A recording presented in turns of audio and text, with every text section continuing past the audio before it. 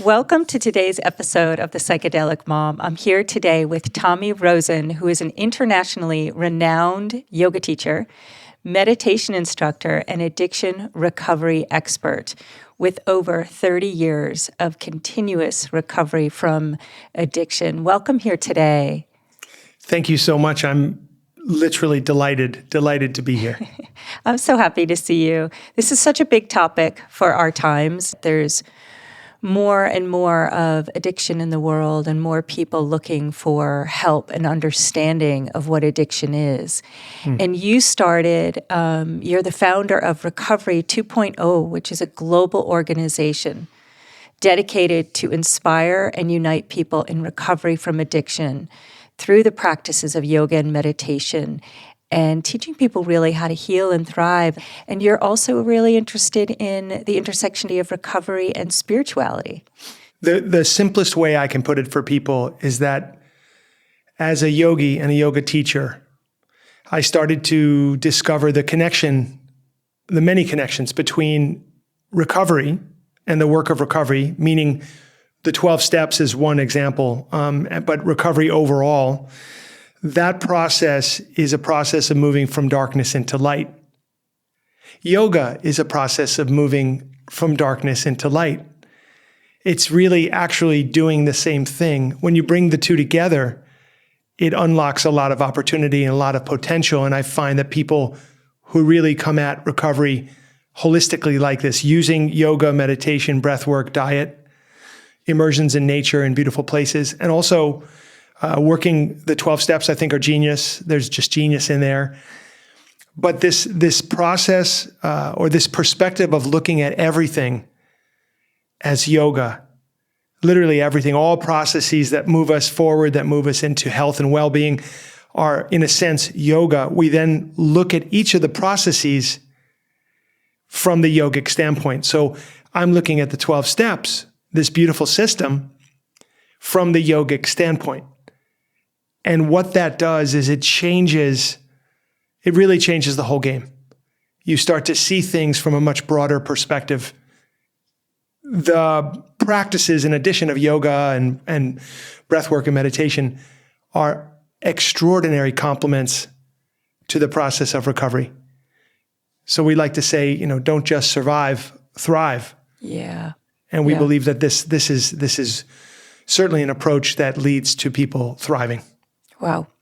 So let's kind of define how you would define addiction. And for anybody who's kind of wondering, do I have an addiction? We've covered a lot of different addictions on this podcast, from food addiction to porn addiction, alcohol use disorder, heroin addiction. So we've kind of tapped into also this field of what people go through. So could you speak a little bit about how you would define addiction? Yes. Most people, when they hear the word addiction, they think about some kind of substance abuse. So, she drinks too much, she's an alcoholic. Or these days we'd use the term substance use disorder. Or he's doing heroin, he's a heroin addict. Or that person smokes cannabis, they're a cannabis addict. For me, addiction is any behavior that you continue despite it bringing negative consequences into your life. The most obvious behaviors are related to drugs, alcohol, food, people, like relationships or sex addiction, money, shopping, gambling, overspending, being constantly in a state of debt. We would even consider that an addiction. Or money, or technology. Oh, yeah. So those are the big six. Those are the biggest places that we see people struggling in addictive behaviors. Beyond that, though, you have what I call the 4 aggravations. That's negative thinking, self-doubt, procrastination, and resentment. Now, people often say to me, well, Tommy, those are not addictions in the sense that I don't crave those things. I don't crave negative thinking. I don't crave procrastination, And I say it's true. Those aren't, those qualities don't, those problems that we struggle with, those aggravations, they don't have a craving element to them, but they fit my definition. Yeah. I like that because there's like a hook to negative thinking that hooks you and draws you in. Oh, yeah. Yeah. So why do you like those, and how do those fit your definition to add those? Well, again, any behavior that you continue despite it bringing negative consequences into your life, just look around you at anyone you've ever met, or when you or I or anyone has been stuck in negative thinking. It's part of the human condition. We can say that when we were stuck in negative thinking, life wasn't going too well. No. It was incredibly painful. Incredibly painful. And these days, negative thinking takes, 1,000 different forms. For example, judgment, condemnation, any kind of negativity towards people, places, and things, where it just keeps you stuck in this very low, I'd just say a low vibration, if you will, a low frequency. And it's very hard to be happy. It's impossible to be happy if you're stuck in negative thinking. It's impossible to find contentment, gratitude. So, and those things are so important and central to our well-being. So for sure, that's an addiction to me. Yeah. People struggle with the idea of, well, I'm not continuing that behavior. It happens to me. Right. And there I would say, no. Very important that you understand right away that your negative thinking is yours. It's your creation. You're working it, you're building it, you're continuing it. And if you don't see that, then absolutely get on the path of yoga and let's get some meditation going, and you'll start to see how you are not your mind, but how you are, very much responsible for your inner reality as much as you are for your outer reality. Wow. So for someone who is defining themselves and looking and saying, well, I only drink this much, or I only smoke cannabis once a day, how would you help them determine whether they have a problem? Because a lot of times when people have these behavioral patterns, whether it is the negative thinking, whether it is going for the continual drink, or whatever the substance is. I love this question about questioning.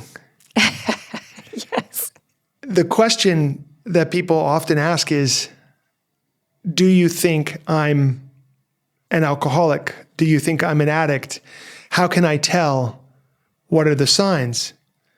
And I say, let's ask a different question. How am I doing?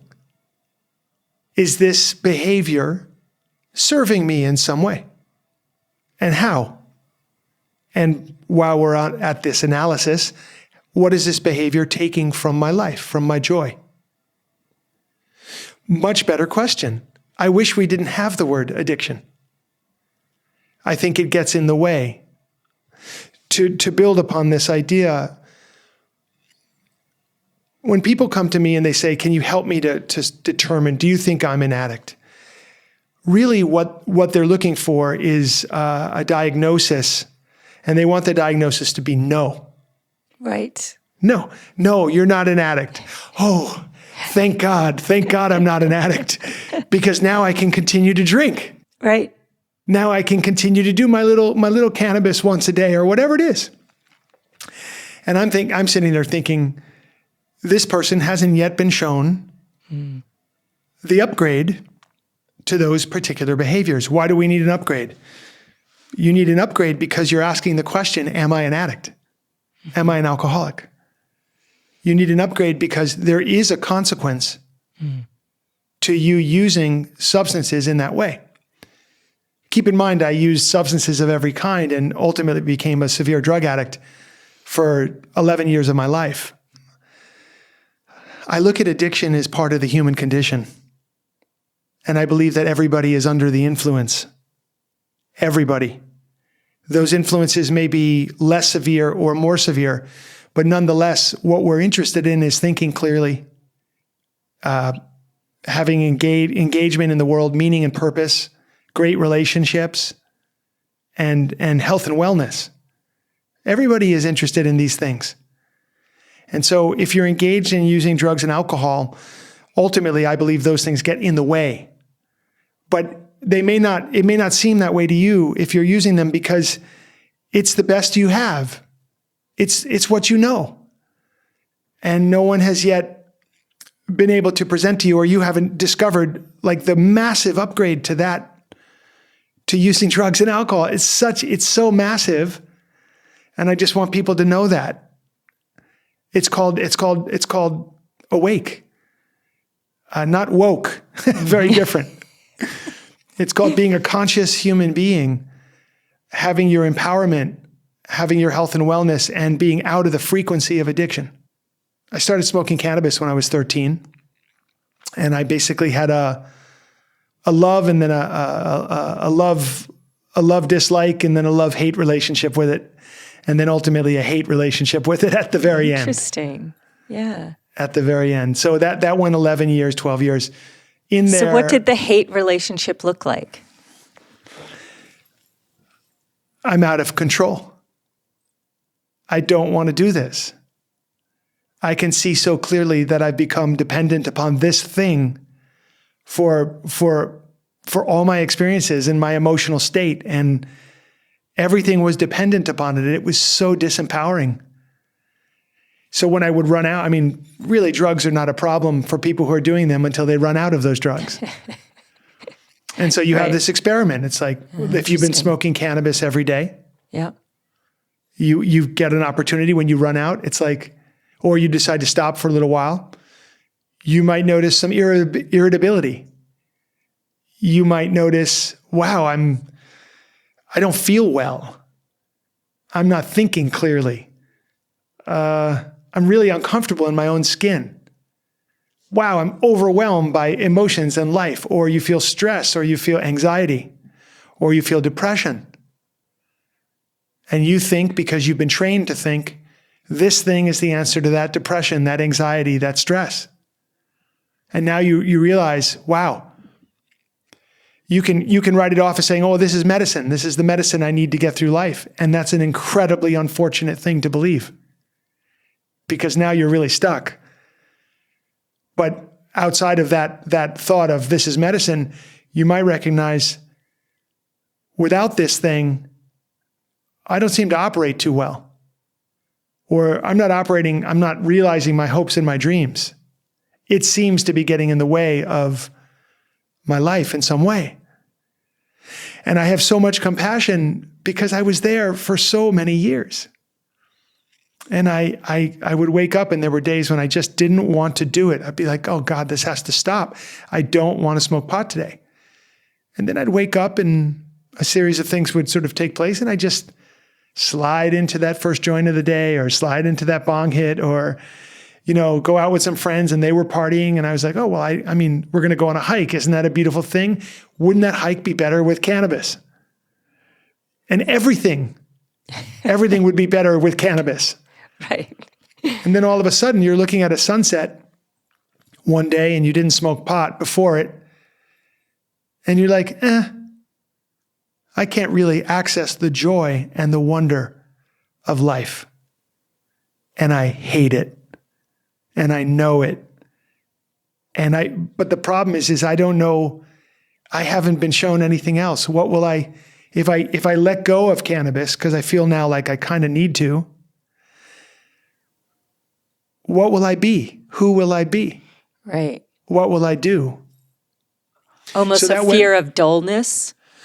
Absolutely. Yeah. I love that. A fear of dullness, a fear of not belonging, a fear of being alone, a fear of separation, of disconnection, and a fear of just the pain of existence, which you've never been able to manage or deal with without drugs and alcohol in some way, or some other addictive behavior.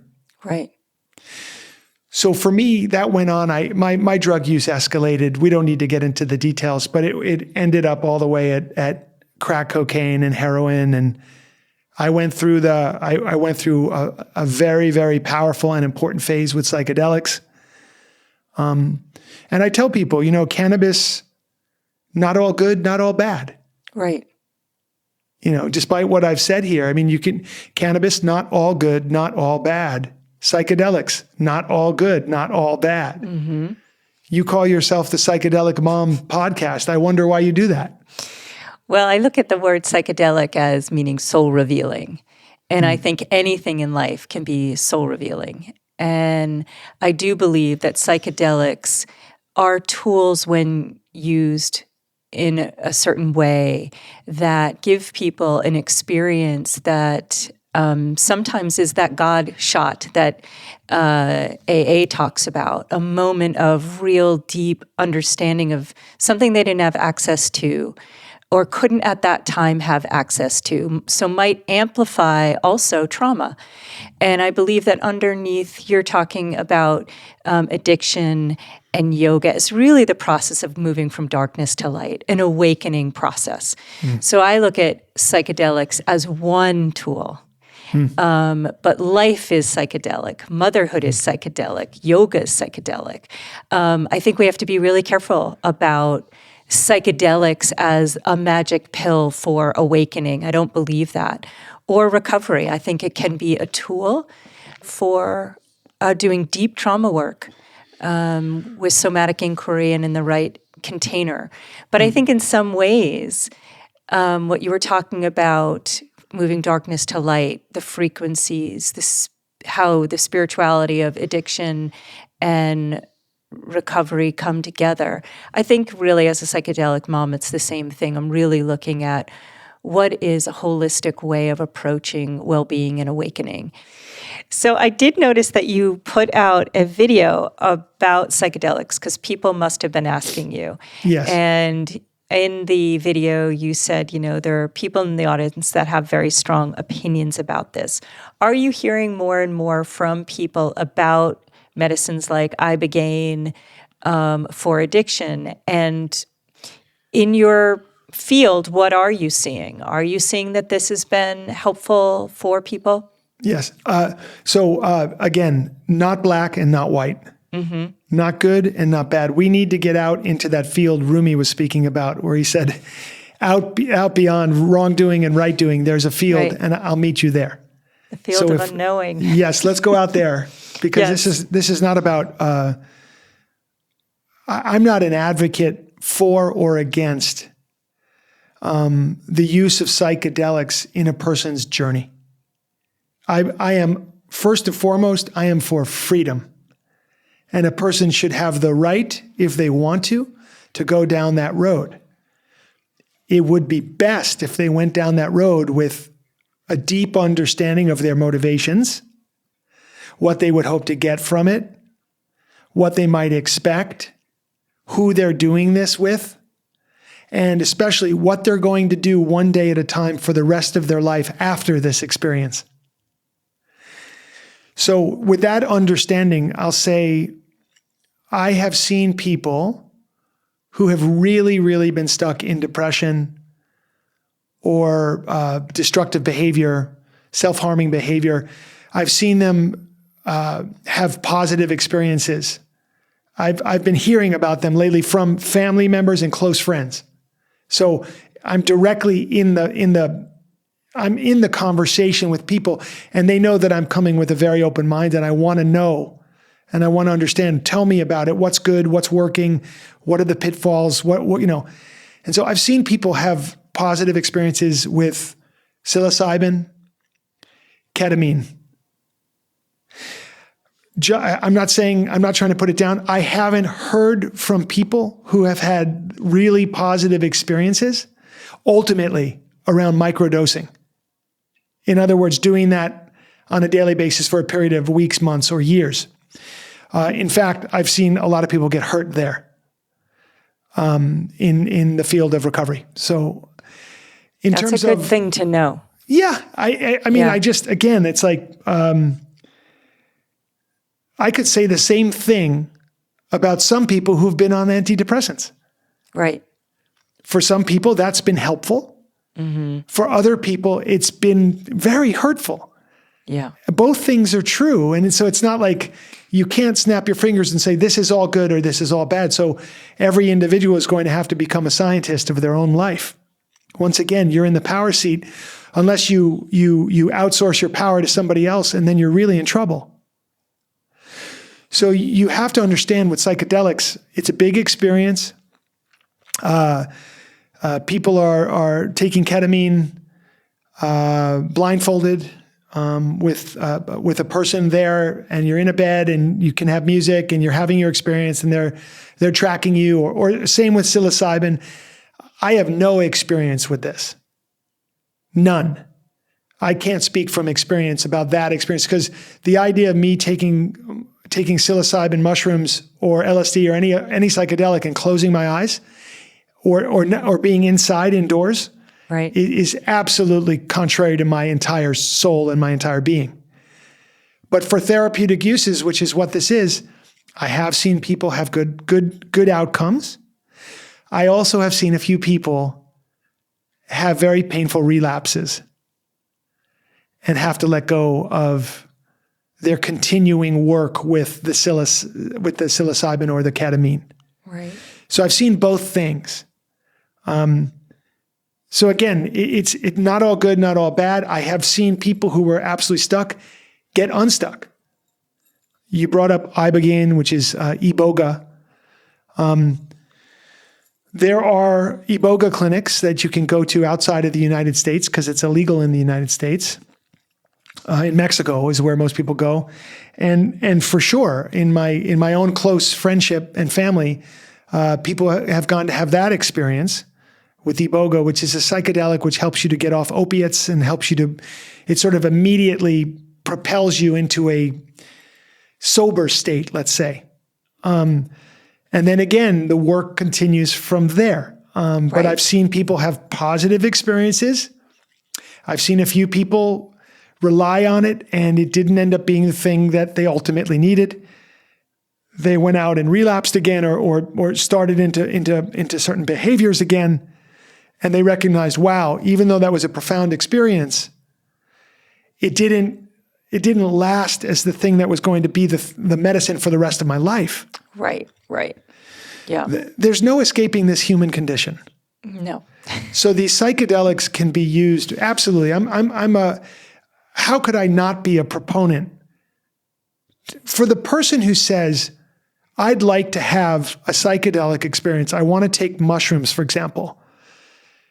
What do you think of that? If they're coming to me, I'd say, okay, if that's what you've decided, let's help you to have the most incredible experience and learn everything you can from it. Integrate that into your life, and then let's check in a couple months and see how you're doing. Right. In the meantime, let's be working those steps. Let's be doing our yoga practice, our breathwork practice.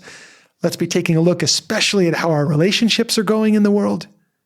Yeah. Are we evolving forward? That's really what has to be happening. And finally, on this note, I want to say, there is a group of people that don't want to take psychedelics.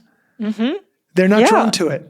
No. It's just not the thing for them. No. And what I want to say to those people is, you're not missing anything. No. As the hype will have you believe, the billions of dollars that are spent and going to be spent on advertising. Yep. For how important it is that you have this experience. Are you stuck in your life? Are you depressed? Are you anxious? Are you stressed? Well, try ketamine therapy. Try this therapy.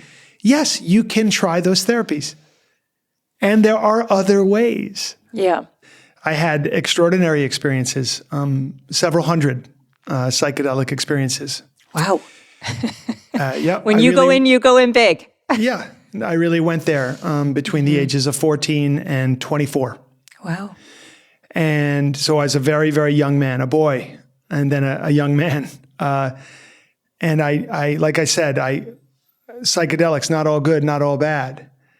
I had extraordinary experiences. I'm so glad I had those experiences. I don't regret those experiences. Whereas I could tell you, I regret ever doing cocaine or heroin. Right. I truly do. Or alcohol for that matter. But I have always found that one can use a process or an experience, a process like, let's say, the 12 steps, or an experience, let's say a psychedelic experience with psilocybin or LSD or any of the host of DMT, peyote, on and on, you can have that experience. And it's best not to make the experience or the process your life. Right. Now, if you can get a life as a result of the process or the experience, now that's the great, that's an amazing thing. So I say that even to 12-step people. I'm like, this can be a way of life, but don't make the 12 steps your life. Don't make psychedelics your life, your identity. It's a trap. You can use those experiences for those for whom that's appropriate and under the right context and the right situation. Those experiences can be helpful to you at certain times in your life. Maybe. Yeah. Not everybody. Mm-mm. But always the piece that matters the most is the entire rest of your life. So you have that experience, and in the case of psychedelics, it's unbelievably profound and like it's nuclear, seismic. Yeah. And because of it's such an intense experience, it can overshadow like the need to continue doing work. Or people can have the mistaken sort of sense of, well, I've seen it now. Mm-hmm. I'm awake now. I'm awake. I've been given I've been shown what it is, and what you're subverting there are like all the shadows and all of the traumas and all the things that you're going to want to work on and get to work on in this life, so that you can truly be free. Definitely. So in my case, I took hundreds of psychedelic trips, and frankly, after all of that, I ended up a severe drug addict. Mm-hmm. So it wasn't the medicine that was ultimately going to do it, but it did give me a vision of something greater that would serve me later in my life. Along with other experiences, which were not chemical, but more music related or other forms of spirituality, certainly yoga. I talk about psychedelic. Yeah. I mean, for people who really get into Kundalini Kriya and meditation and breath work, it's like there could be nothing more psychedelic than that. Yeah. It's an interesting conversation because even on my podcast, just talking about, if we superimpose the Western model on earth medicines that were not meant to be a magic pill or a pill for depression, we're going the wrong way. Yep. It's not the way to go. It's not a magic pill. It's not going to solve all your problems. You can gain some insight. You can do some deep trauma work. But I think ultimately what you're talking about is a level of freedom, and a freedom coming from a holistic approach to wholeness. So how would you define freedom? Well, I'll tell you, I sat with the late, great Ram Dass, who was one of the great spiritual teachers of our time. And his message was, be here now. And his message was, be love now. And we talked about psychedelics. And he said, when I would take psychedelics, I'm paraphrasing, but this is the gist of it. When I would take psychedelics, I felt like I was in the room with Jesus. But at the end of the night, I had to leave the room. Now, with presence, which he derived through yoga and meditation, with presence, I'm with Jesus all the time. And then he said, yeah. That's what he did. Yeah. I love it. I love it. I love it. So to me, that's true. I think it's true. That's it. That's it. And I think, I love one of my favorite quotes is also from him. We're all just walking each other home. And that home is back to the return of that sacred, whatever you want to call it, spirit, Christ consciousness within. Yes. And of course, Christ consciousness is Buddha consciousness. Exactly. Is Mohammed consciousness. Is Talmud consciousness. Absolutely. And Sikh consciousness and Zoroastrian consciousness. And when you get the down goddess to consciousness. Goddess consciousness and earth consciousness. And the truth is the truth is the truth. Exactly. And it doesn't really matter to me or anyone in the 12-step world how you get to it. You can take any path as long as it's leading to the truth. The pitfall is to mistakenly get onto a path where it sort of detours you off of the road to the truth. And that happens, and then we learn through suffering, and we get back on the road, and we keep going as long as we keep going. But it doesn't matter if you're a Christian, a Jew, a Muslim, a Hindu, or a Sikh, anything or nothing, atheist, agnostic. It doesn't matter. Mm-mm. There is a truth. You can access it, and it also lives within you. Mm-hmm. And when you access that truth within you, that's the game. That's the name of the game. That's it. Then you can never go back. You can never relapse. There's no going back from there. And you don't need anything to get there. You don't. You don't need anything or anyone. No. But you get to engage in the world in these beautiful ways. And we are social creatures, and you get to be with beautiful people and live this beautiful life to its fullest. And especially you get to be of service. So you're going to be helping other people to realize their own truth and to connect with that deepest truth that's within them. And that's where the action is.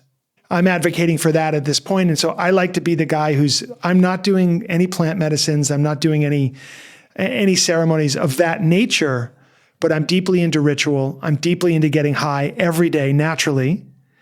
And we have a very deep well that we can dig into to move ourselves along this evolutionary path, which is essentially the point of everything. Yeah. I think, whatever it is, whatever the path is that takes you to the breath, to the mat, who knows what that is? Maybe it's addiction. Maybe it's one experience with an earth medicine. Who knows? But what was the change point for you to get help finally? Yes. Well, tremendous suffering brought me to my bottom, my first bottom, I would say. And it's a bottom of desperation, not having a move, essentially being cornered. I don't know what my next move is. Oh my God.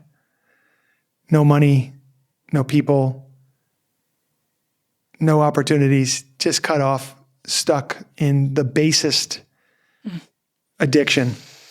And I picked up the phone and called my father. And long story short, I essentially told him the truth. Mm-hmm. It took a while. I didn't know what I was going to say to him. I was like, oh, Dad, school's not going well. Life's not going well. People not going well. My girlfriend broke up with me, on and on and on. And he was like, I know you're on drugs. Mm. I know you're on drugs again and you need help. Mm. You have to get help. And I said, no, I'm not going to go. I'm not going. I don't want to go. I don't want to go. I don't want to go. And he started to cry. Oh. It's the second time in my life that my father had cried in front of me. And something happened there. An opening. Mm-hmm. Call it grace. Call it love. Call it surrender. And I said, stop crying.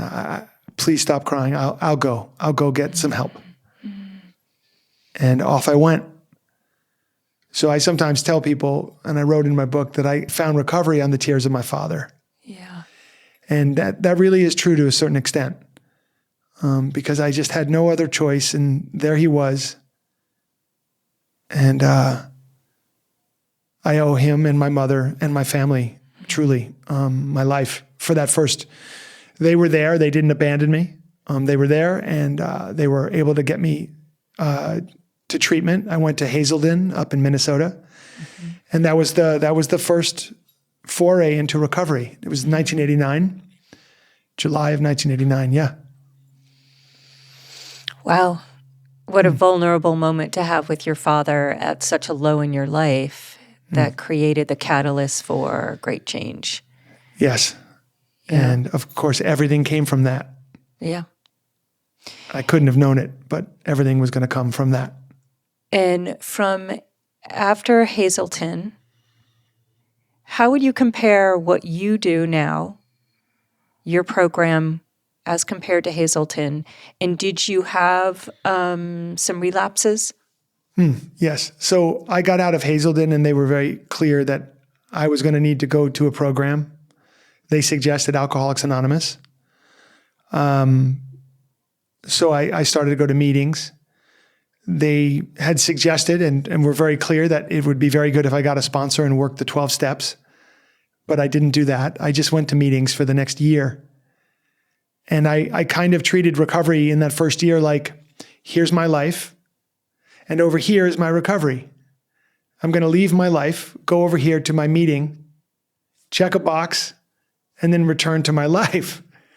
So there was this very compartmentalized approach to recovery, which doesn't serve very well. I didn't understand yoga. I didn't understand that everything is all connected and that you couldn't compartmentalize anything from your life. It's all your life, no matter what. Even treatment. When you're in treatment, people think, well, I'm in a timeout program. I'm in some weird, from my life. But no, this is your life. Right. And you want to make the most of it. I would say I wasn't making the most of my recovery. And so after about a year and 4 days, I relapsed. I started to smoke pot, drink a little bit. And over the next year, I was in and out, wanting to get sober again, but not able to do it.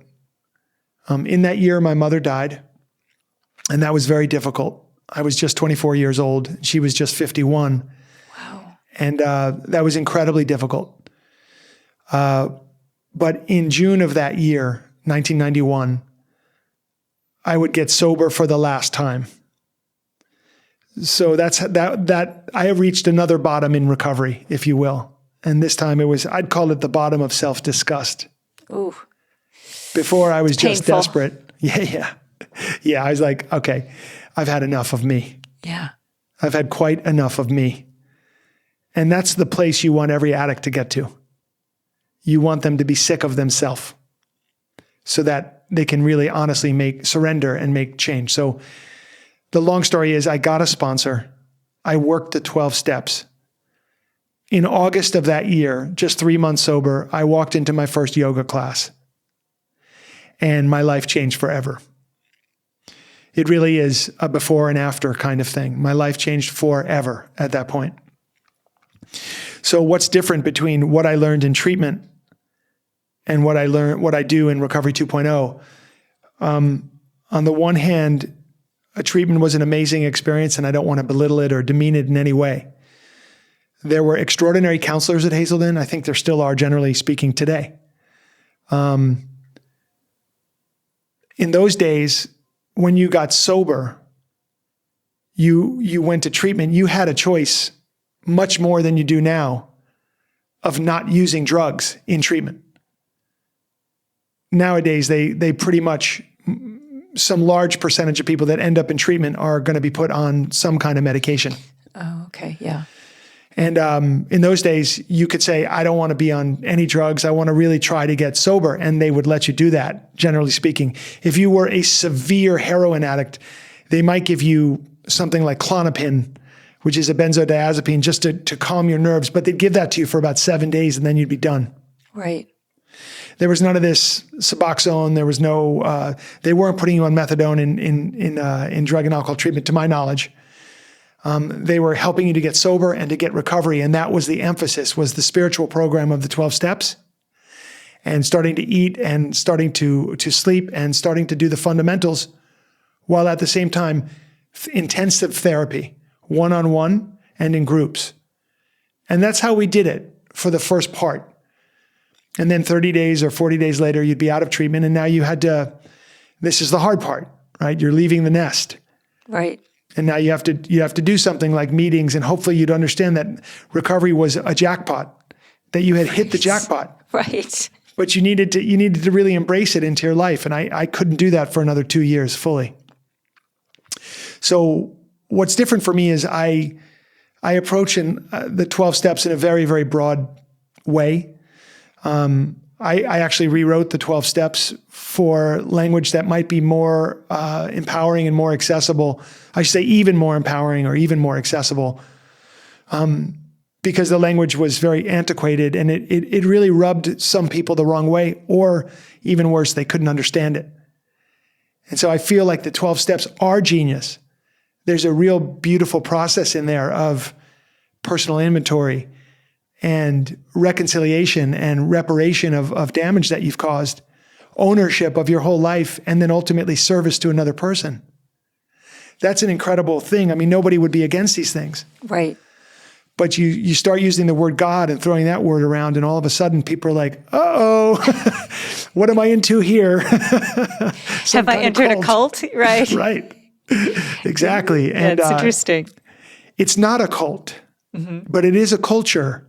It's very important to say that. It's not a cult. In fact, it's the opposite of a cult. A cult tries to get a group of people to believe one thing and to live that thing. The 12 steps don't ask you to believe in something. You're given the space to choose for yourself what you would believe in as a form or a symbol of a higher power. And we're told it can be anything. You choose. It doesn't have to be Jesus or Muhammad or this sage or that sage or this God or that God. It could be anything. Anything at all. You could even choose the group of people who are sober. Right. And they joke around in 12 steps when they say group of drunks, G-O-D. That's my God, is this group of drunks who are getting sober. Yeah. And why not? Right. Wherever the power comes from. Wherever the power. So I like the spaciousness of that. And yoga, of course, doesn't ask anybody to believe anything. In fact, yoga says, reflect upon your own direct experience. If there's any purpose for a teacher or a guide, it's to help you reflect upon your own direct experience. So it's not a belief system. Right. It's a system of experience. You need to come into an experience of a power greater than yourself for yourself. Right. And it can be done. There's a process. Do you think that one of the things that happens with addiction, whatever the addiction is that we become disembodied, that we are using something in some way to feel better, but we're not really centered in our body? And one of the ways that yoga or other practices, as far as coming back into the body, coming back into your senses, is a way to first have maybe the experience of really meeting the present moment like you haven't before. So I'm going to answer your question about embodiment by talking about addiction as an entity. Addiction is an energy. I say it's an entity that has a frequency of its own, like a vibration. I literally call it the addiction frequency. It works on a human being at 4 levels. Mind. So anyone who has struggled with addiction, they understand the affliction of the mind. The body. It works on the physical body. It works on the endocrine system. The endocrine system meaning your chemical or hormonal system in the body. It tilts that, changes that a lot. The functioning of the brain, neurochemistry, the nervous system, so that communication of that neurochemistry to parts of the body intersecting with the hormones and the chemical system of the body. Addiction tweaks all of that. All of it. Wow. So mind and body, and then of course spirit. So our relationship with what is, with the truth of all truths, that relationship gets bent and confused and misinterpreted. Our longing for love, our longing to love and to be loved, our longing for meaning and purpose in the world, we lose that in addiction. Those are all spiritual longings. Mind, body, spirit. And then finally, addiction works on our perception of time. Addiction places us firmly and squarely in the past and in the future. The only thing left is to use your memory to try to bring about something in the future that you believe will be pleasing. So you go past, future, past, future, past, future, but you never have a present moment. Addiction does all of this to a human being. In order to recover from addiction, you have to have a holistic method that treats you at the level of mind, body, spirit, and time. And that's called yoga. It is the solution. I don't know of anything in the entire world that can bring a person to the truth of themselves, unlock their spiritual potential, unlock their intellectual and mental capacities, calm their mind, and heal and strengthen, bringing vitality and immunity into the body, like yoga. So the embodiment that you're talking about is not in the 12 steps. It doesn't exist there, and that's okay. That's not to put it down. It's just to say the 12 steps are specific. They build a relationship with a power greater than yourself. They create a spiritual experience in the person that goes through them. That is true. I've had that, and countless people have had that experience. But they do not address the body. They do not address the breath. They do not address the experience of being a human being in the holistic way that is necessary. Which is why, in my opinion, ultimately, if you make them your life, you're going to be missing some very, very, very important vitamins. If you bring yoga into it and you work the 12 steps, that now is a complete system. Yoga works at the level of mind, body, spirit, and time. So it can move you out of the frequency of addiction. These are the things that I do differently than what I did in treatment. And they're for anybody who has their 2 feet underneath them and is in recovery, meaning they don't fight anymore the idea that they need to live a life free of addiction in general. Right. Free of these behaviors that bring negative consequences into your life that you keep continuing. They don't fight that anymore. They know. Those people are in recovery. Now, we want to get them the best tools, the best practices, the best ethics and principles for them to be able to see the fullest bloom of their life in recovery. So that's what's changed in the last, I'm sober now 32 years. Recovery 2.0 has been around for 10. So we're 10 years into this experiment and it's going unbelievably well. And as I told you at the beginning, my only frustration is that we can't reach more people and turn them onto this holistic pathway, which of course also involves community and love and connection between people who are also walking the same road as you. We call it the path of discovery. Mm. So in this path, I'm curious about, I'm sure you know Gabor Mate's work and the talk of he's trauma. A dear friend. Yeah. And how trauma is kind of at the core of addiction and addiction behaviors. Does your program address trauma, or do you feel like yoga is also the healing path for healing that trauma? Different people need different things at different times. We are not a solution to every problem that every human being has.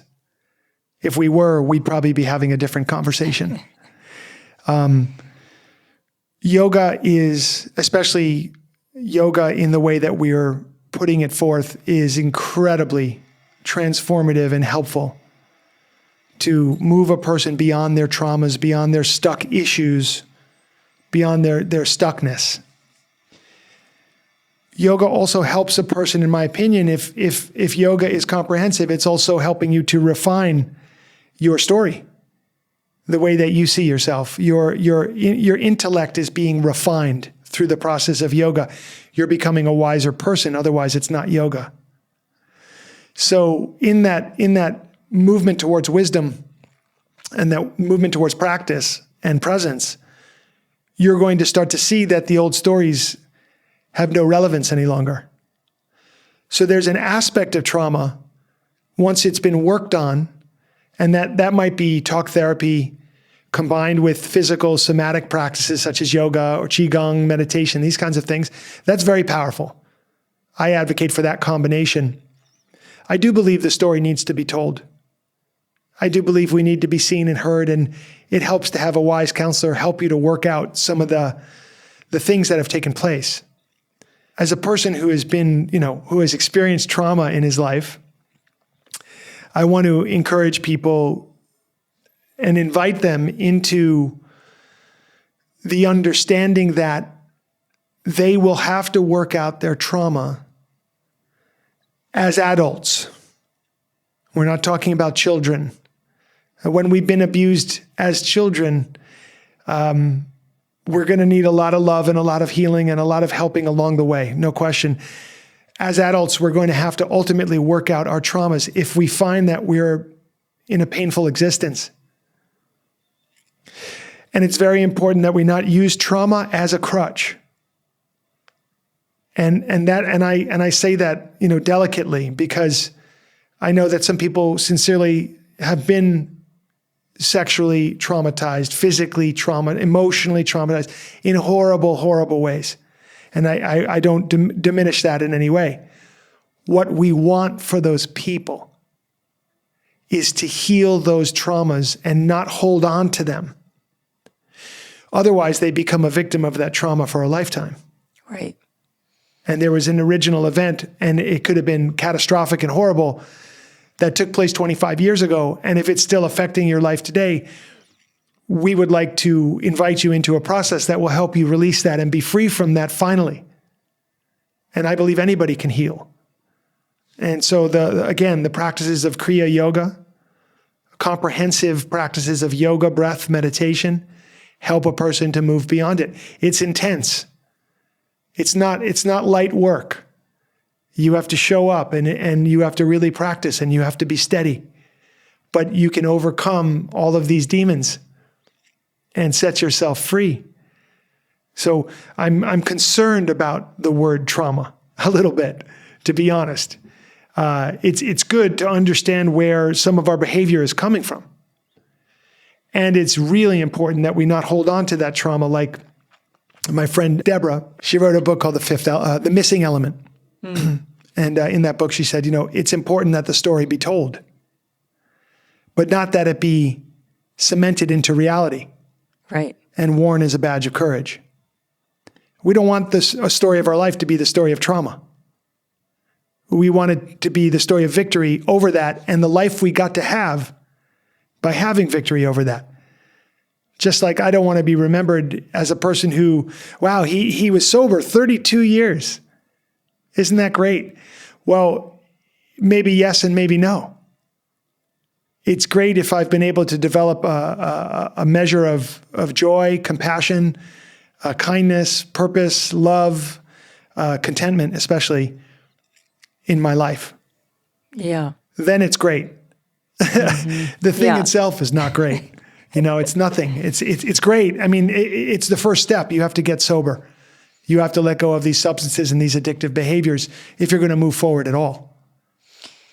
Yeah. Wow. So are you meeting everybody wherever they are on the path? Mm-mm. No. Okay. No, we're not meeting everybody where they are. Decidedly no.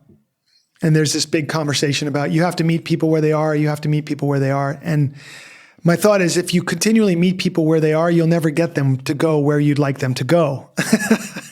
And so, for example, I'm not in the convincing business.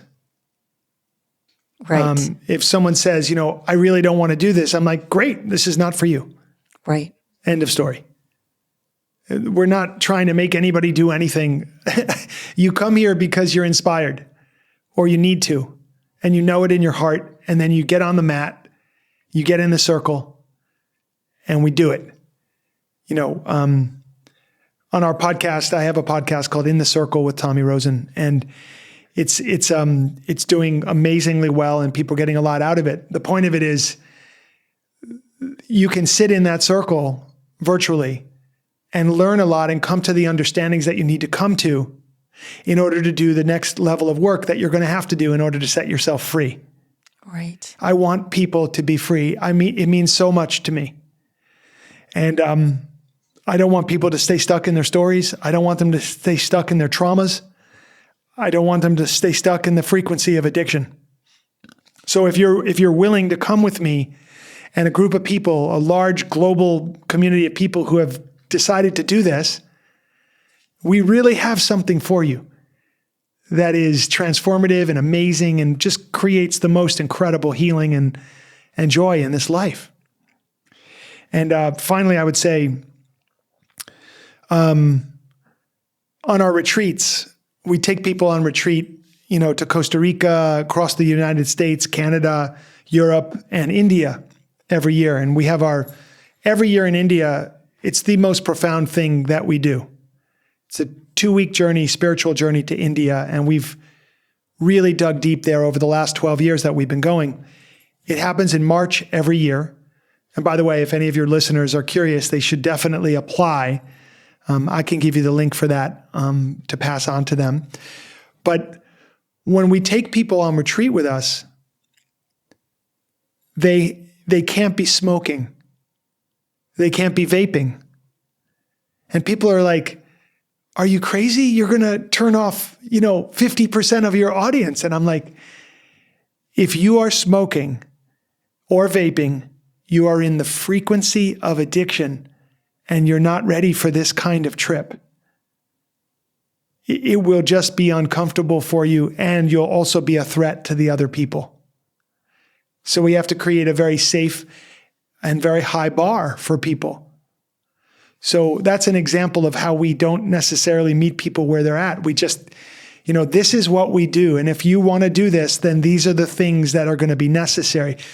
We'll help you stop smoking. If you say, I want to come on your retreat and I need to stop smoking, oh my God, we will move mountains now to help you. That's the person we want to work with. But if they say, is it okay if I vape on the trip? It's like, no, under no circumstance, no. What if I just do it outside? No. What if nobody sees me do it? And what if you never know? No, you can't. I'm sure too, you can feel the addiction frequency. It's like a hunger. It's a desire. Can I ask you this way and get a yes? Can I ask you this way and get a yes? Yeah. It's just not in alignment with what we're doing. So I'm curious, in this time in history, do you feel like addiction is way up? I just simply think it's part of society. It's part of what we are promoting. And yet, if people really, really understood the outcome of their actions, and you could see forward in time and see the destruction that you were causing through destructive behaviors, I do believe you would change. There seems to be a disconnect for people between cause and effect. It's just a question of consciousness. Can you continue to behave in ways that are hurting you or hurting others? If you're a conscious being, you couldn't do that. And so all of this conversation, everything we do, everything you do, is geared towards waking a person up so that they can see, like, wow, this behavior, this thing can't continue. And so each of us doing the work of awakening and trying to be better, trying to be more conscious beings, more helpful in the world, but also working on that on the inner scale, on the inner world that we have here, is so important. So if somebody wanted to work with you, what are the different programs that you offer? So we offer so much. Simply, we have an incredible membership, which I urge everyone and invite everyone to join. We've tried to make all of our services and products available on a daily basis to people at a very inexpensive way so that almost nobody could not afford it. So our membership is less than $1 a day. We ask everybody to come and check that out. There's a week free, so you can dip a toe in and see if it feels right for you. Again, we're not right for everybody, but if we're right for people, they tend to know it pretty quickly. Like, okay, I'm into this. This is cool. Let's do some things. So there's the membership. And in there, I'm not going to go through it. There's so much that we do together, and there's so many things there. You'll get it right away, and you can just join our membership. I'll send you the link, and you can put that up for people. Our destination retreats are extremely powerful. Ultimately, I want to get with people in that format and in that setting. It's where we can make the most progress sort of immediately. And then we have a variety of online programs. It all begins with my book, Recovery 2.0. So if you haven't read that book, please buy the book, or you can download it on Audible and listen to it.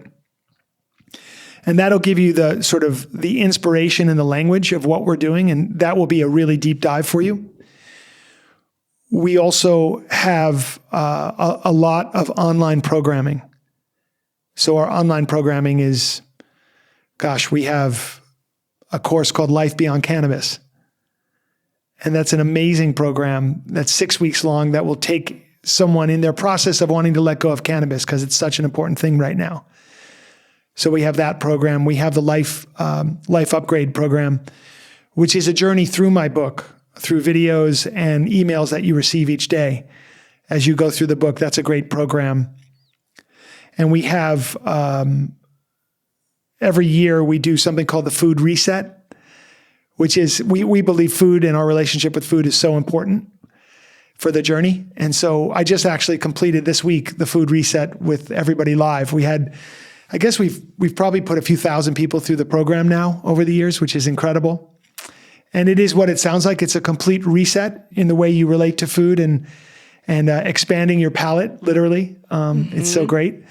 And you just said before you came on, you're in the midst of a fast.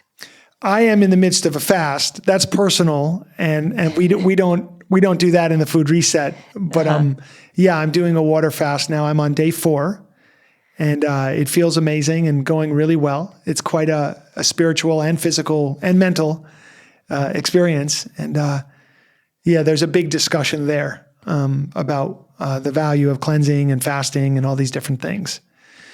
And then we also have our podcast, as I said, In the Circle with Tommy Rosen.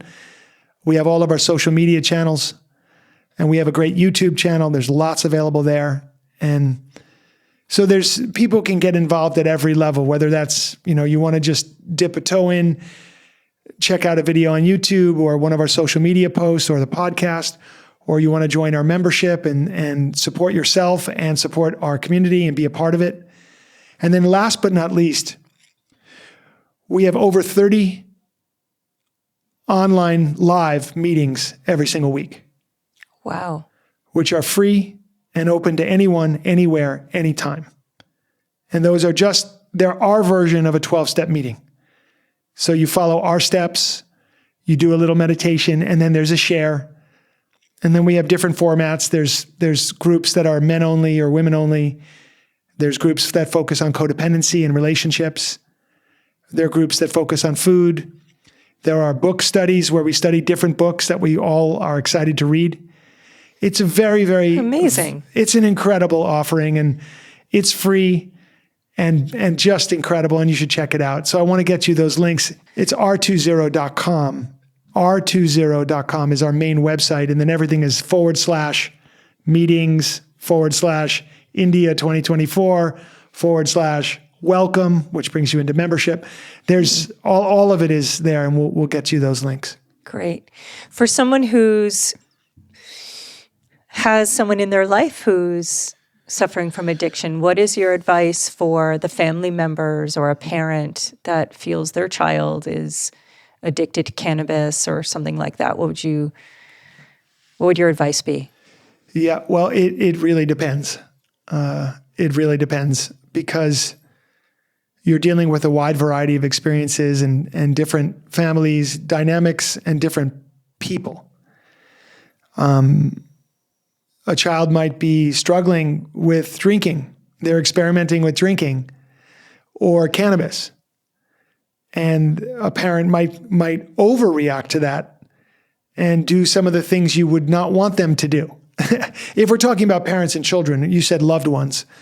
So, I mean, basically you need help. You need to understand addiction, and you need to understand what you're dealing with and what it looks like. And someone's going to probably need to help you through some of the options that are available if you want to seek professional help. It's the hardest thing to see someone you love suffer. And so if you want to position yourself, really position yourself to be useful to that person, you can't vilify them. You can't make them feel guilt or shame. You have to approach them in the spirit of trying to understand what's going on. You have to approach them in that spirit. And if your relationship is not good, but is struggling, and your communication is difficult, then it's also helpful to find professionals who the person can speak with if they're willing. If they're not willing to seek help, all you can do is shine a mirror for them and say, here's what I see happening. I'm concerned. I love you. I see you hurting yourself, and I wish you wouldn't. And I know that there are ways to get support and help, and I would help you. I will support you in your recovery. I will support you in your journey to health. And if they say yes, that's a wonderful day. If they say no, you say, well, that's okay. I'm never, ever going to leave you. And any time you want help for your recovery, I will help you with that. I will not support you in your destructive behavior or addiction or whatever the word is. But I will support you anytime, and always here to converse, always here to have a conversation. The light is always on. But I can't support you in continuing to hurt yourself because it's too painful. And that's the best we can do with somebody who is not sure yet. Does that make sense? Yes, definitely. Okay. Definitely. Yeah. And it's hard. And it's hard. It's really hard to face. I'm 32 years sober, and I'm an expert in the field. I rarely ever will go toe-to-toe with somebody in active addiction. I just won't do it. Yeah. I need to be with someone else. At least two of us. Interesting. I'll have the conversation, but eventually I'm going to lose that conversation. Right. If a person wants to stay in addiction, I'm going to lose that conversation no matter. But I can plant some good seeds. And I can say some things that they will carry with them. I know they will carry it with them. Right. And in some future moment, that seed might bloom. Yeah. So that I can do. But I like to come at this, especially if you don't know what you're doing. Don't argue with the person who's in addiction. There's no point to that argument. Yeah. Well, thank you so much for being here today. It's my Such a pleasure. beautiful, profound message. I know a lot of people are in need. A lot of people are suffering. And what a beautiful thing that you're doing in service to others. It's like when your trauma becomes your dharma. What is it? That's good. I like that. Yeah. Thank you so much, Michaela, and blessings on all the work you're doing. And thank you for being a psychedelic mom. How cool. Yeah. Beautiful. Well, it's a paradox. It's back to sovereignty and truth, right? Yes. Yeah. Well, thank you so much. Okay.